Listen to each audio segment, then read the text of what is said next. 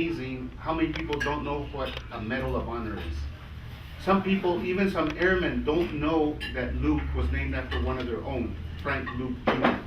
Some airmen don't know that. Graduate apprentice. If adults don't know, the kids don't know. And we're taking this as almost like and Oscar over there as a teacher can appreciate this. It's almost like a history lesson. Sure. To show America what a Medal of Honor is, to show people that it's okay to serve in time of war or peace, the young kids, and also to show the honor, the integrity, and the freedom is not free. I know we overuse that, but there's a lot of people that, two things, they don't give a shit. Number two, they don't know. They don't know everything is free. No, it's not. This committee that I'm on, and that is to say, we are honoring Congressional Medal of Honor winners that have an Arizona connection. You had to have been born in Arizona, enlisted out of Arizona, or lived in Arizona, and were a recipient of the Medal of Honor. As you may know, the Congressional Medal of Honor is the highest military decoration awarded by the United States government. It is bestowed by the United States Congress on members of the armed forces who distinguish themselves through conspicuous gallantry and intrepidity at the risk of his or her life above and beyond the call of duty while engaged in an action against an enemy of the United States. Well, see, there's a lot of misconceptions when it comes to decorations and medals and stuff like that, is that the soldier doesn't go over there to earn medals, you know. They come according to where you're at and what combat situation you might be in, all this stuff. Of course, you think your Medal of Honor winners, I mean, these guys they did so much above and beyond the call of duty, you know, that rightfully so, they deserve the medal. A lot of people don't understand and know about it, and this is why I think the word should get out, especially to high school kids, and let them hear stories from the veterans. And I think they would understand more about how many lives were lost. And I think they would kind of educate them, and so they understand, because like the old saying is, freedom is not free, and they should understand what has happened to all the prisoners, and we have a lot of them that are still missing. To me, it is the highest award given in our country for going over and above, for a serviceman going over and above the call of duty, and for gallantry in combat. They did something without even thinking about it. They didn't think about losing their life, and most of these guys, they lost their life, but they did it at the split second. They were looking to help somebody out. Many of us, we must be asking, well, who are these individuals? Are they different from you or I? The truth is that they come from all walks of life. They are fathers, brothers, sisters, sons and daughters. These are men and women who serve in our armed forces and come from backgrounds as diverse as the nation they serve. But as diverse as they may be, they are united by a common courage and a common dedication that has driven them to answer the call to protect their nation and the liberty of their fellow citizens. They are united by their love for their country, their belief in freedom, and their faith in America's future.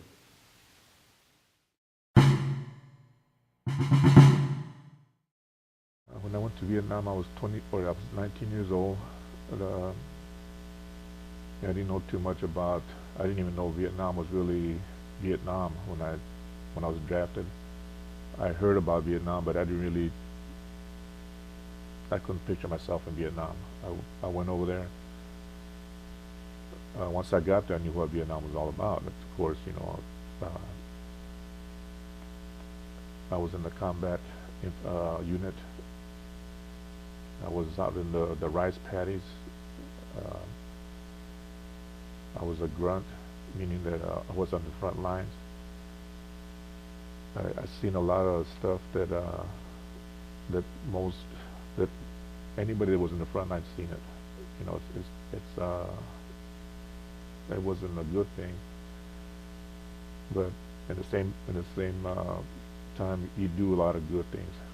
During my time in high school, there was a program that the Army offered called the buddy system, where you could get 2 or 3 of your friends to join with you, and the Army would guarantee that you would stick together or be assigned together for the 3 years, the time of the contract.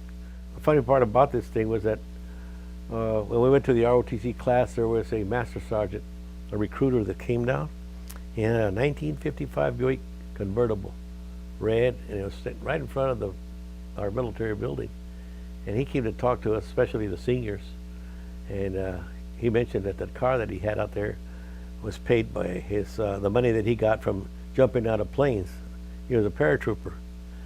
So, you know, we looked at each other, me and my friends, and said, hey, that's for us, man, let's go in. I mean, one of these days we'll own one of those one of those Buick convertibles, you know.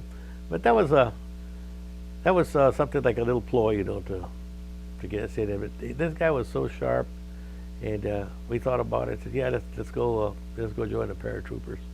So the 3 of us went over there. And the 3 guys are here in the book. Later on, we met with another guy that was at the processing station, and he also joined and went with us.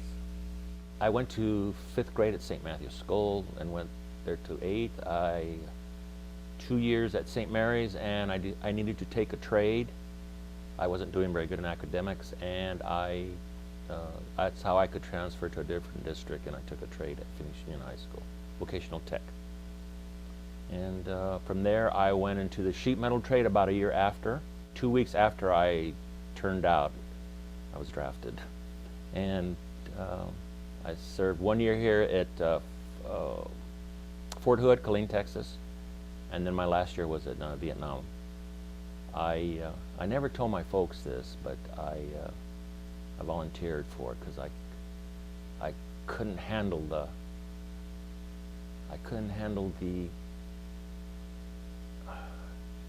it was boring. It wasn't for me what I was doing there. So I got out of there, and this other gentleman, Black American, did the same thing the same day.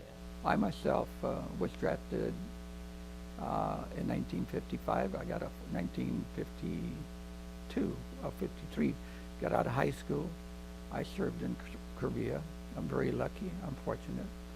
I experienced some bad things, albeit supposedly there was no war. We ran patrols. I was injured on one of the patrols. I had my ears blown off by a concussion grenade. To this date, my ears still ring. They're still ringing right now. I have chronic pains that I have ignored for years and years, and I thought it was part of my contribution to the military.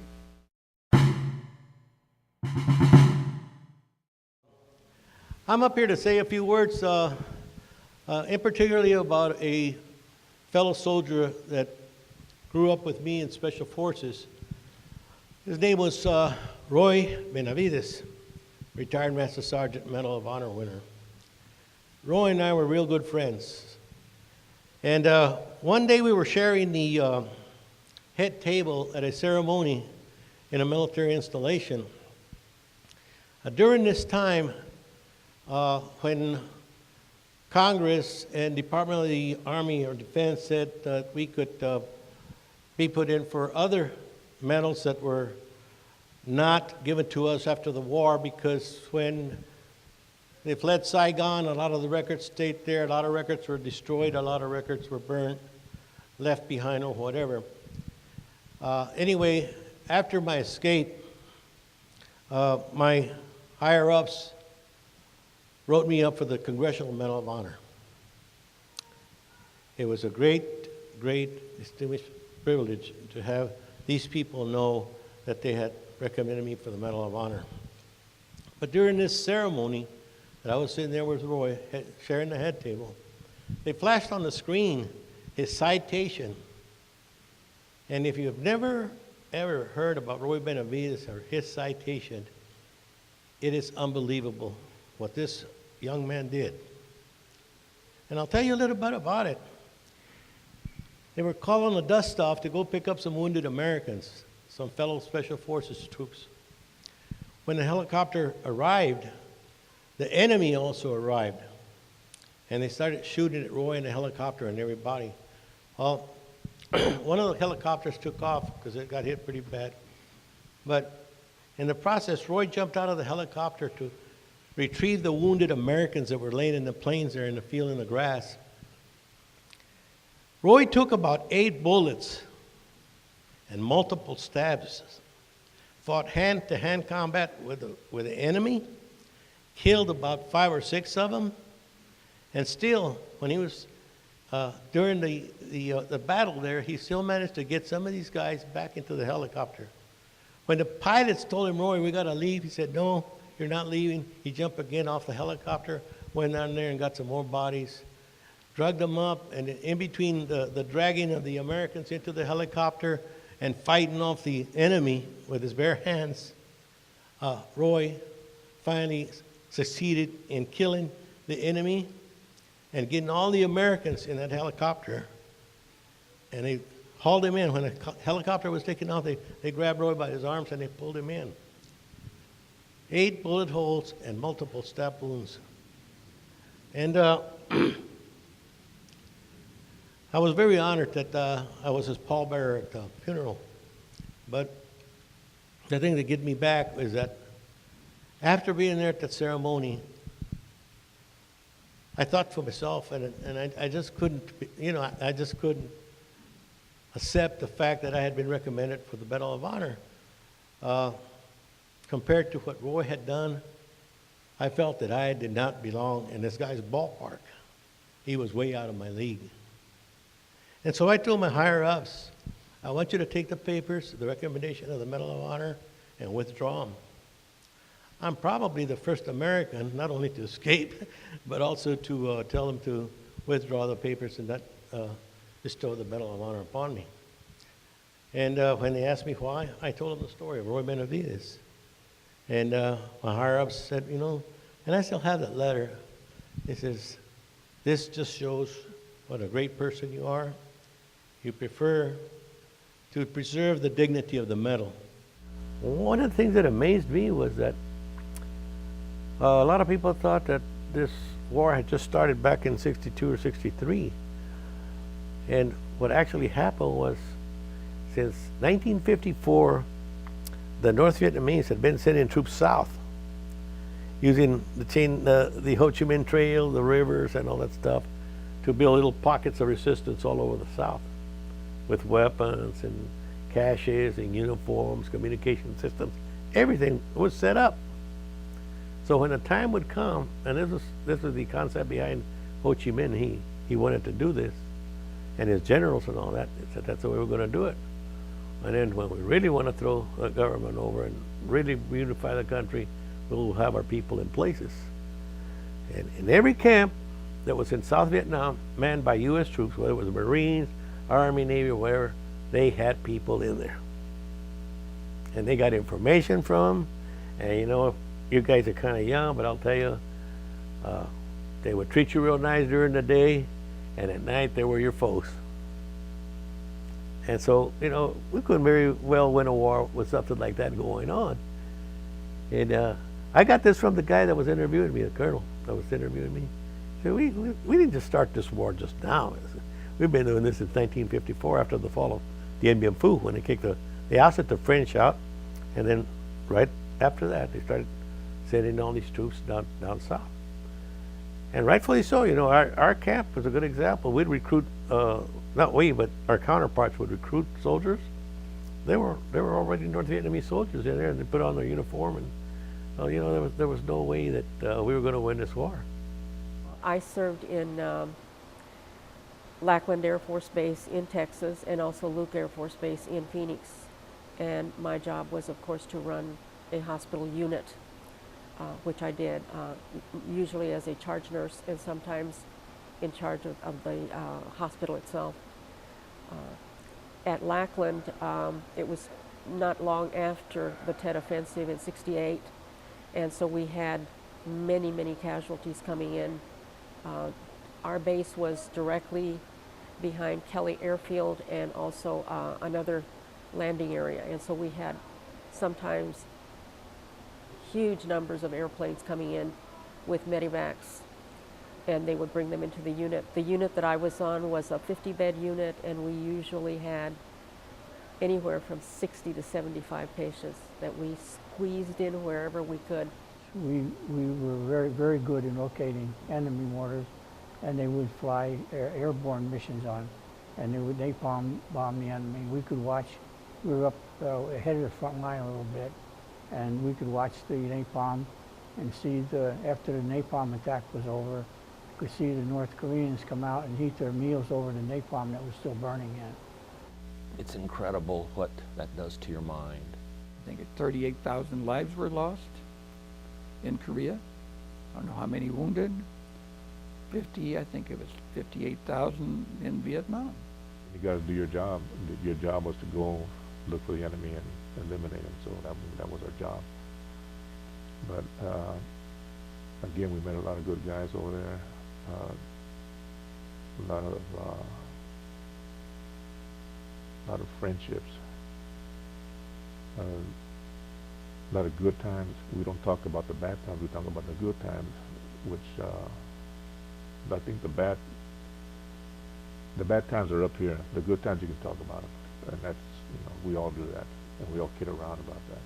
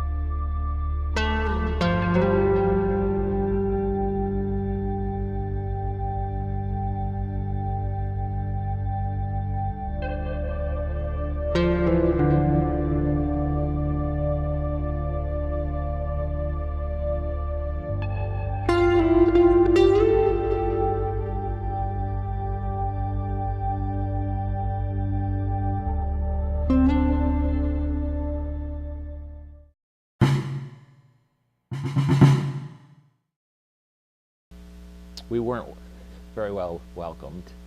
I walked home with my suitcase. I got home and my parents were there, and my neighbors, and my folks called my sisters, and they came over, and it was kind of a crying session, but it was, I think it's drawn us closer now that my parents are gone. It's made us, I think, a lot closer now. The welcome wasn't there, and it kind of needles me a little bit when I see what these other men and women in the armed forces receive, but I appreciate what they're doing for us. When I landed at Fairfield, California, they were out there with their pickets and all that, and I still remember one of their chants that they were hollering at us was because we wore the green beret, like this right here, and they would say, hey, Green Beret, how many kids did you kill today? Well, we weren't out there killing kids. We were out there trying, it was a war going on, and we were killing their soldiers. They were trying to kill us, and that's the way it was. Well, my experience coming out of service was the same as someone returning back from Vietnam in 1965. And that was, there was a lot of activity going on, anti-war, friends asking me to sign pamphlets, petitions regarding their anti-views against the war. I felt that they had a negativism against the veteran. And it seems like there's always has been that people that don't actually understand or have been in the military or seeing the casualties and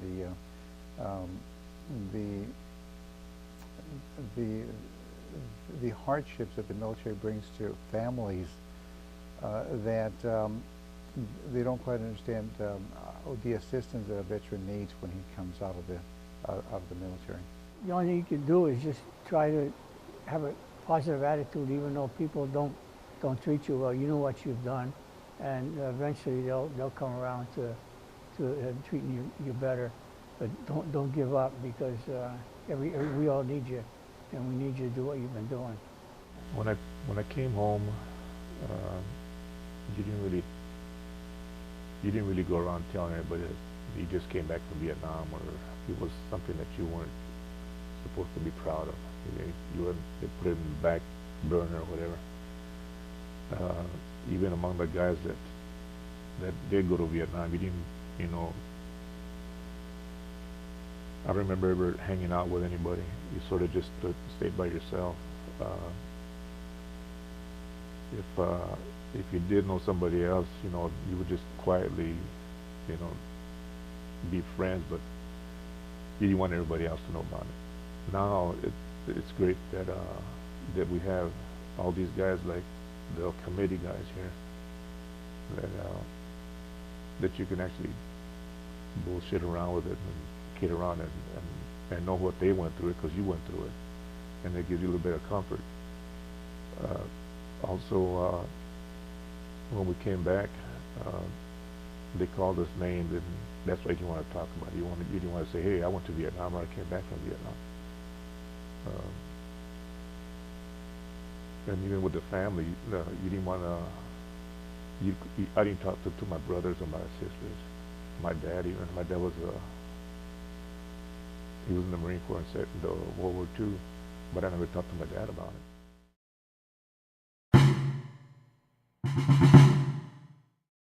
My brother and I both served in Vietnam. I served in the Air Force Nurse Corps, and he served in the U.S. Marine Corps. He was 16 years old when he graduated from high school, and he went into the military right away.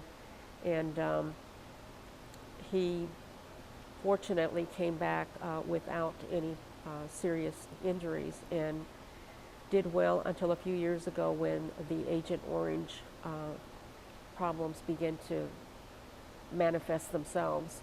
And so now he has diabetes and some other issues that are directly related to his exposure to Agent Orange during his term in Vietnam. I think that our veterans,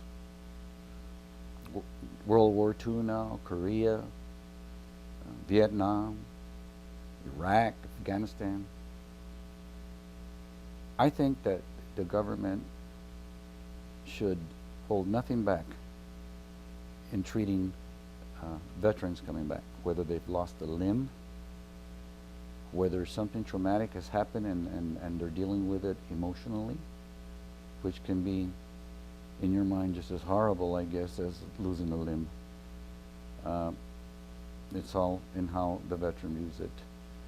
They should realize, the American people, that these are ordinary people that were sent over there to do something that they're really, not really, should we say, trained, or anybody's really trained to do, which is an unnatural thing, is to kill another human being. And it is hard once you do it. It's hard once you see somebody else doing it. It's hard for anybody to understand how it feels when somebody's trying to take your life.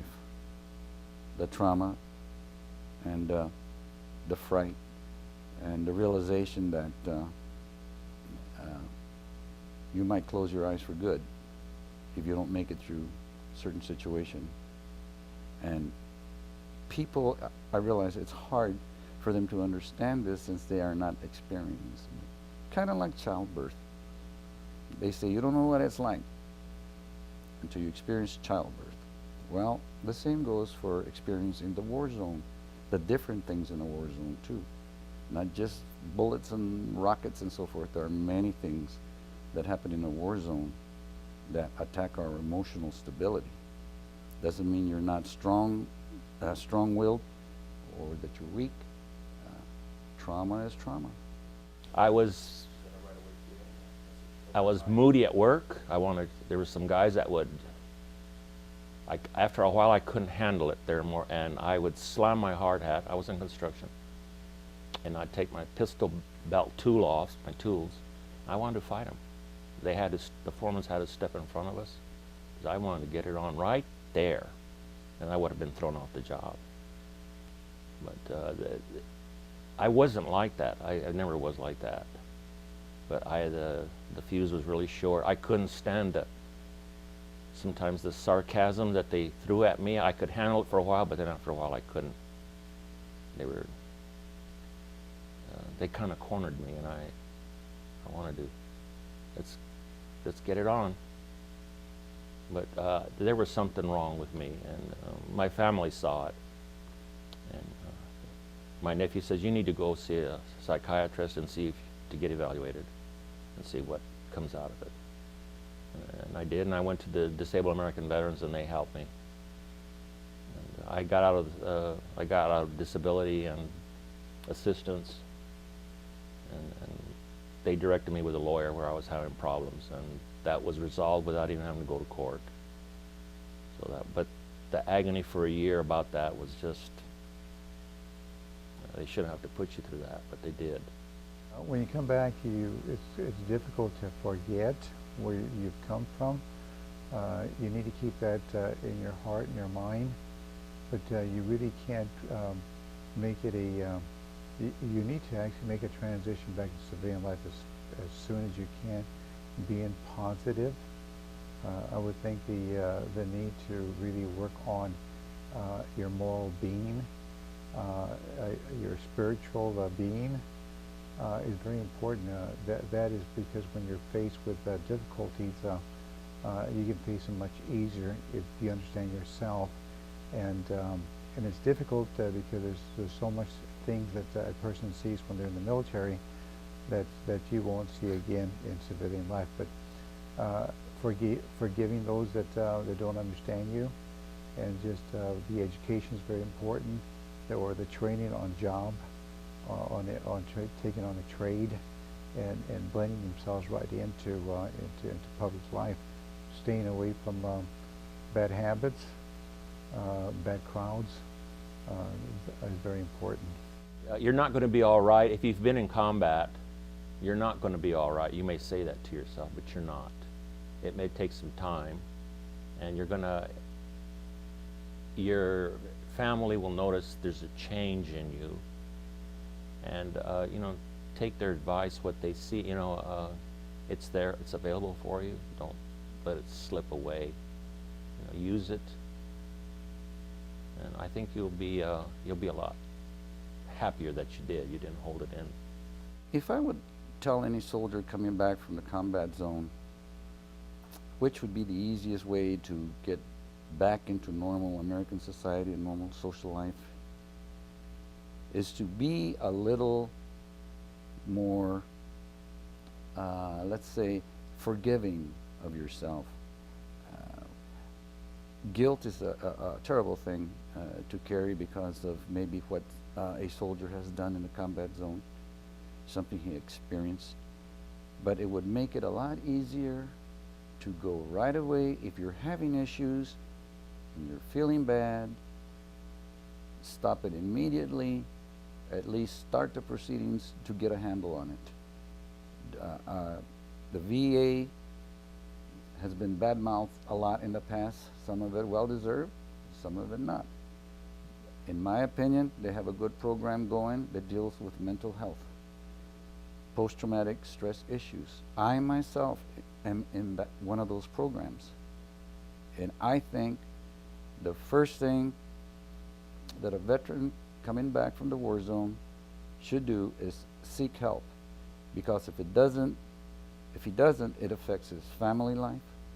His mental health can take a tremendous setback that can take years, forever, to get back on the right track. It can lead to substance abuse, suicide, overall difficulties, falling in line with social norms, and stuff like that. And it just has so many branches, and it just takes off in so many directions like a virus. So you have to stay on top of it. Don't let years go by.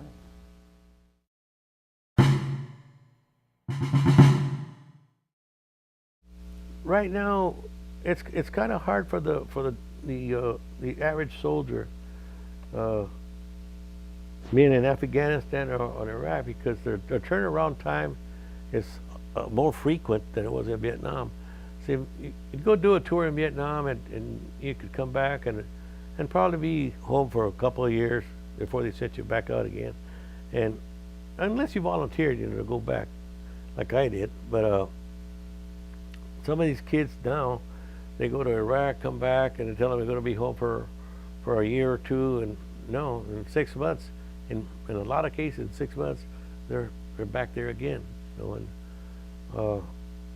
we just hope that we'll end those hostilities over there, and bring all these guys back. As far as transitioning back into civilian life, a lot of the kids that we have today are educated, pretty much got something on the ball when it comes to education. A lot of them want to come back and finish their college degrees, and get better jobs and so forth.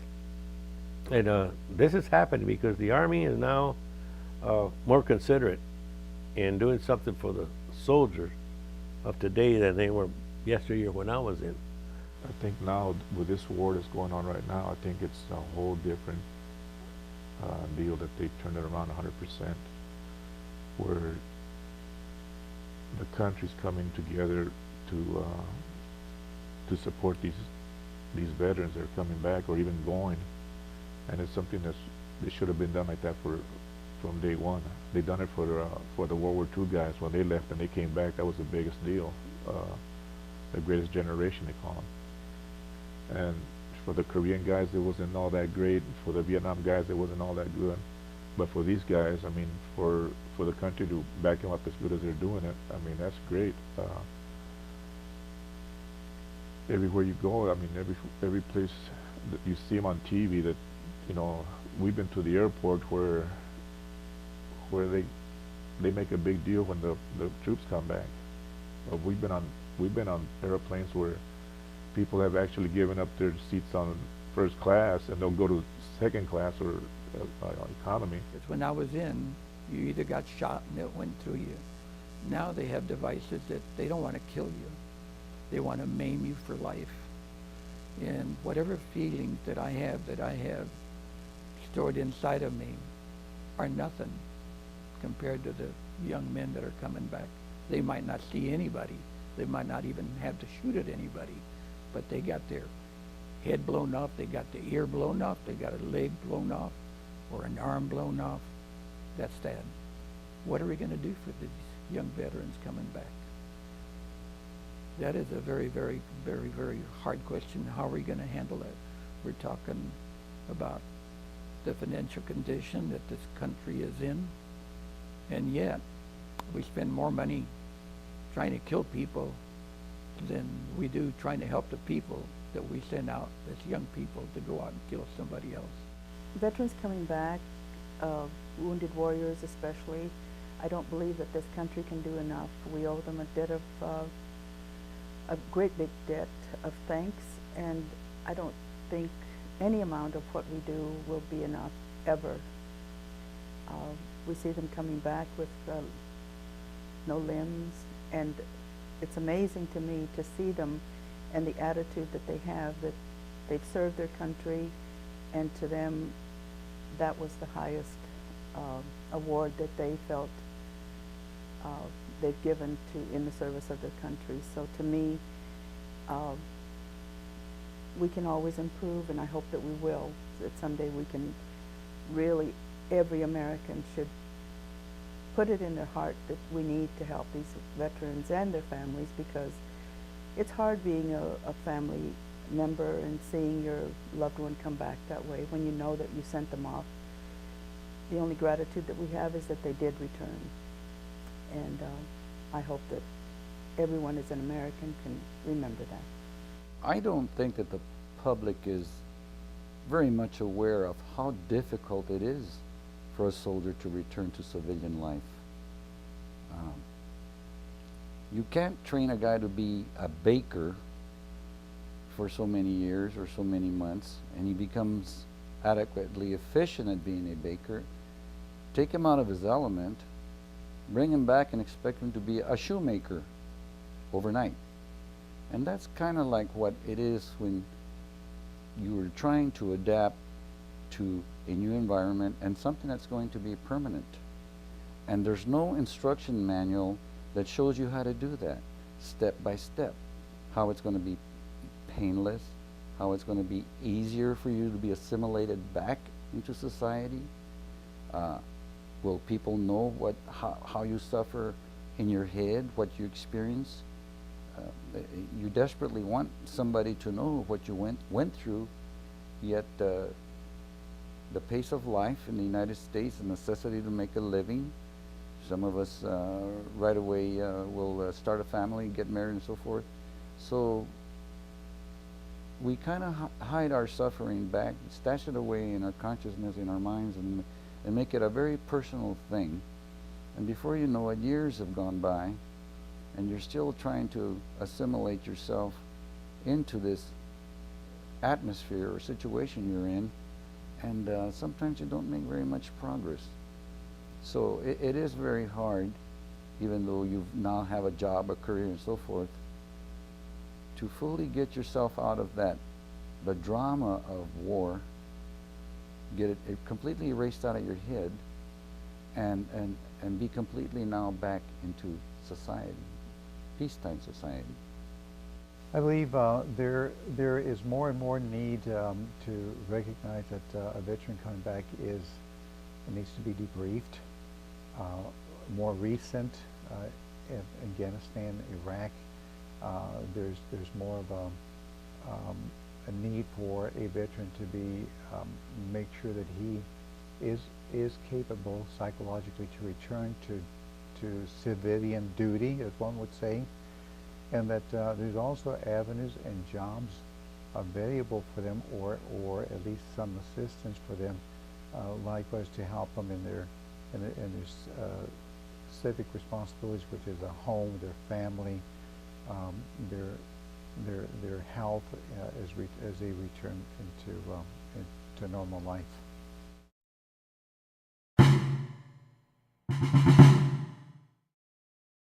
You know, over the years, many have asked me, why are we so willing to fight, and if need be, to die?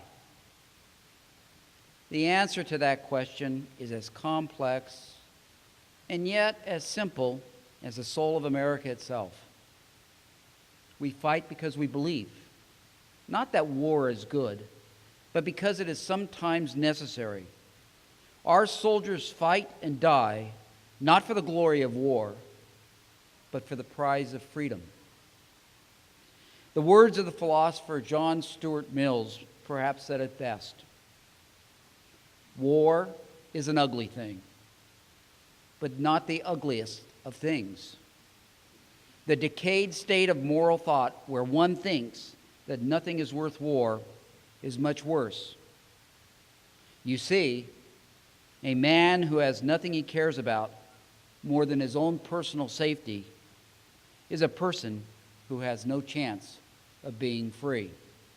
I think that the American public has to be more aware of what is happening with the young men when they come back, and not just read about it in the paper or whatever. I think they have to be more aware, and maybe make our politicians more aware of what needs to be done, instead of just plain talk and no do.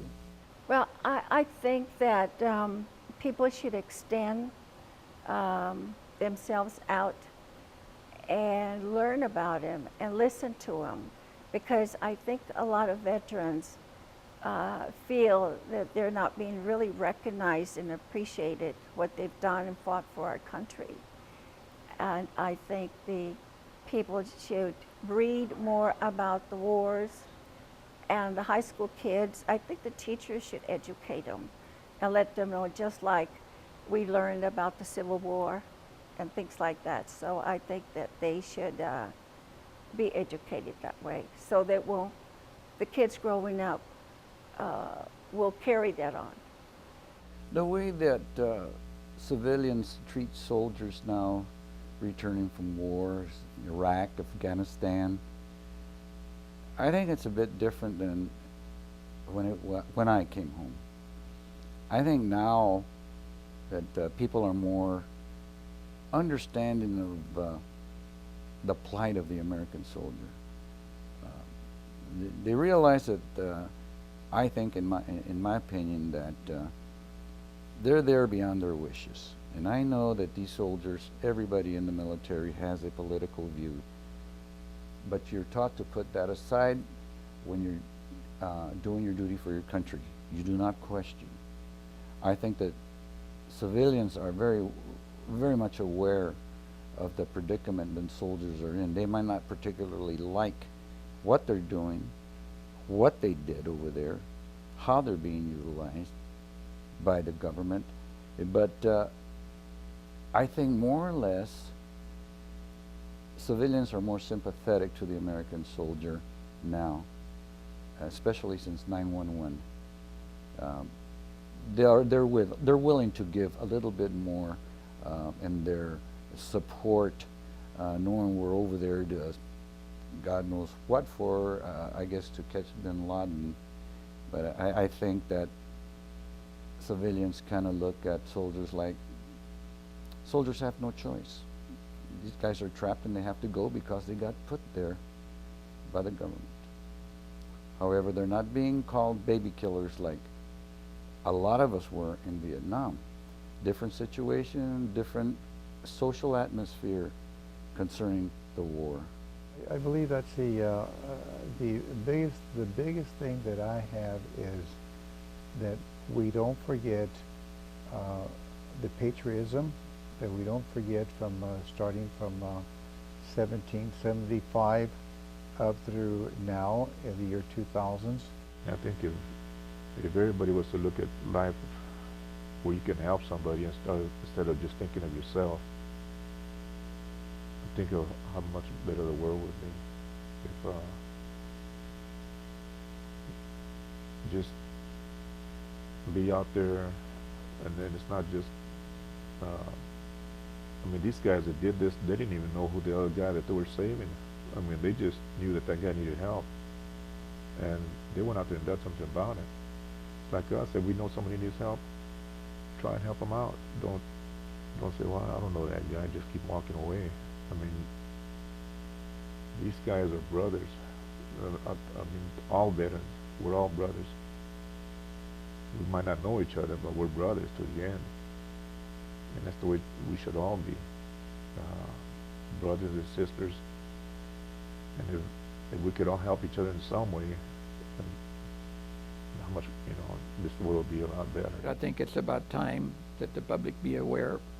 And just because you died a long time ago and you risked your life and you gave your life for what's happening in our country, I think the American public should be more aware and be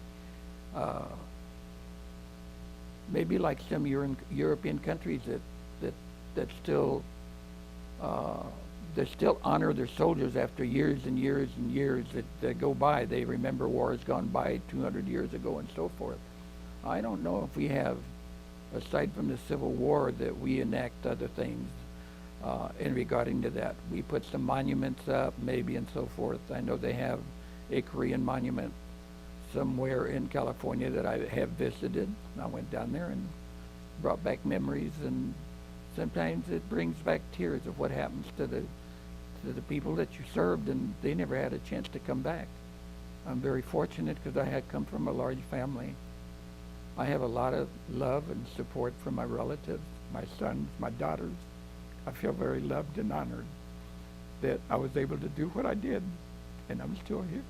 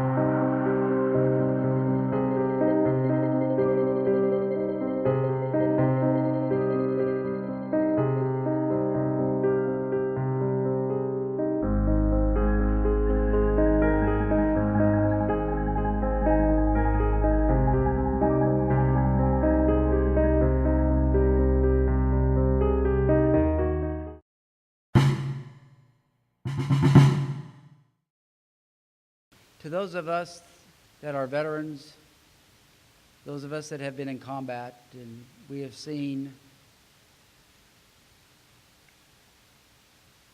when we've looked into the eyes of a dying or wounded soldier on the battlefield, we understand their sacrifice. We don't ask for glory. All we ask is that we be remembered. Remembered for the love of our country. Remembered for the love of one another. And for the ideals that this country stands for. When I speak of heroes, not all of us can be in the combat zone, jumping on grenades to save your fellow soldier, or running through a minefield to save somebody. But we can all be heroes by giving of ourselves, I believe, to help somebody else. It might not be that dramatic, but in essence, we are kind of like jumping on a grenade and taking on the pain of somebody else, or making it easier for somebody else who is suffering, who needs help.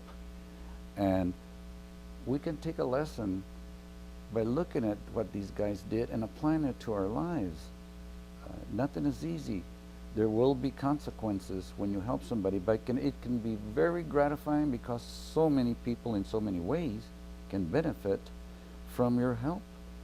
We might think not, or it to be too minute to make any difference, but when you really think about it, when you help somebody, you can become somebody's hero because they're in desperate need of help, and they may see you as some kind of hero. And we don't really see ourselves as heroes. And that's what the real heroes that we're honoring, that they felt themselves like they weren't really heroes. They just did what they had to do. As far as heroes, I think these are guys that are really heroes that are, like I said, they didn't think about it. They don't think about the glory. They don't have to think about taking the time out to do something or have an appointment to go do something and be called a hero. But they did this on a split second, and I don't think you can be more of a hero than that. I find that the American public, I think, is very generous and very thankful to the veterans that they come back. I guess maybe we could do more, but not all of us are just going to say, hey, come on over and have dinner. I still do it. When I meet an old soldier, I still salute an old soldier from WW2, even though I am from the Korean War. If it comes to your time, step up to the plate, and when you see those little flags waving, they're telling you it's freedom. It's freedom.